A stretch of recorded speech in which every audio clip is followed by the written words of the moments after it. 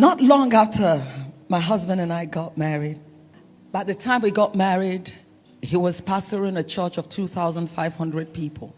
And not long after that, he took ill. For weeks, doctors carried out tests. They ran different type of tests, and they found nothing. We were living in the city of Ibadan. And our father in the gospel, Reverend George Adegboye, asked that he be withdrawn and brought to Ilorin to rest, because the doctors said it was psychosomatic and there wasn't anything they could do further than they've done. But this man was very, very sick. He could barely talk at some point, emaciating. And we went to this place. A hotel was booked, and we were staying in that hotel. He couldn't eat. He would just lay there. And I was pregnant with our first child. I didn't know what to do. But I knew there was a God. I knew that we serve a living God. And as led of the Spirit, I shut down 3 days in fasting and prayer.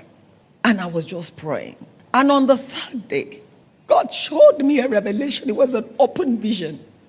And in that vision, I saw him fighting. And there was a python around him. And it was as though that python was going to squeeze him. And then all of a sudden, a sword appeared from heaven and dropped in his hand, and he grabbed it.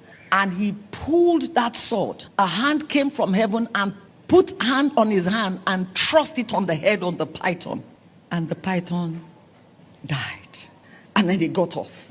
Ladies and gentlemen, that was the day that the victory was won. That was the day that the victory was won. And that day, he slept like a baby. And when he woke up the next morning, I told him what I'd seen. And we just went into praise. And that next day was the first time that he could finish a cup of pap. And the rest is history. I tell you that story today to say to everyone here who is about to give up on God, or someone who is watching, who feels they are in so much trouble, they are in so much agony, they are going through a lot, and it feels like, you know what, maybe, just maybe, God has forgotten me. He hasn't.